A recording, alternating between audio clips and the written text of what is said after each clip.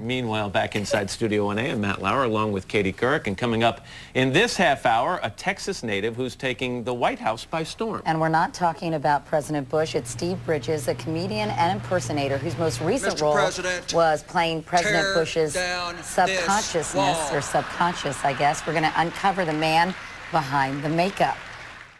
This morning, a behind-the-scenes look at the remarkable comedian who recently brought down the house at the White House Correspondents' Dinner with a dead-on impersonation of President Bush.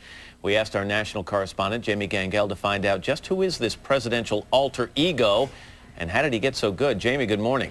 Good morning, Matt. His name is Steve Bridges. But on the way to do our interview, we stopped off at the White House, and look who is out taking a walk.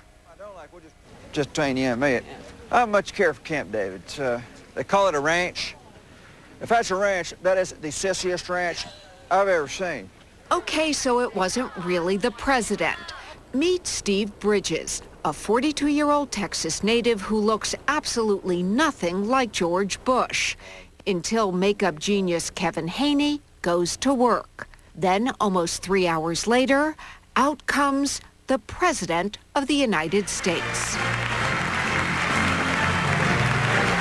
If folks ask me, what's it like to be president? I like it. We love George! We love George! The double takes are understandable. All right, here we go. Thank you. Thank you. Thank you. I don't care what's going on with the polls.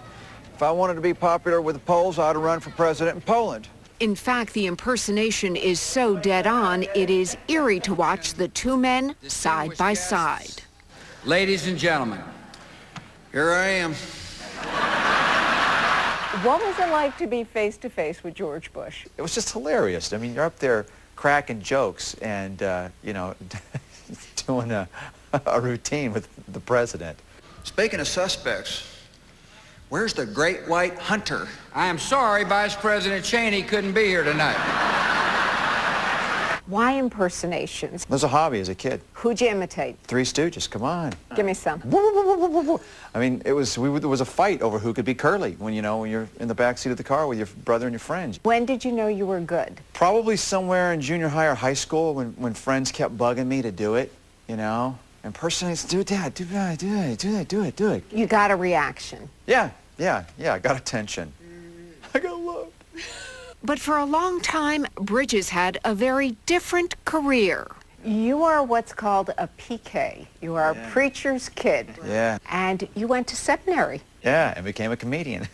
And what happened? I actually worked at a church as a youth pastor. I was like, it's been fun, but it is not what I'm going to do with my life. And people were like, you have to go for the comedy. Just give it a try. Just get out of here.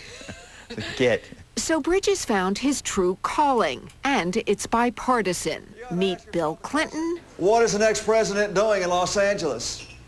I want to be very clear on this. I am hiding from Hillary.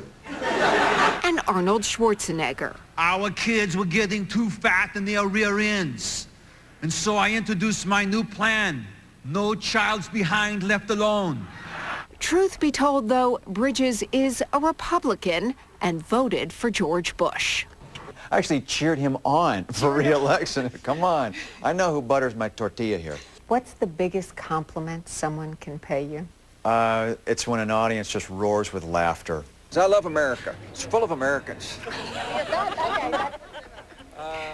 Matt, he insists, by the way, that George Bush is not a lame duck, but he is already preparing for 2008. Steve Bridges says, for the record, he won't do Hillary Clinton, but he is getting Bill Clinton ready for a comeback as first spouse.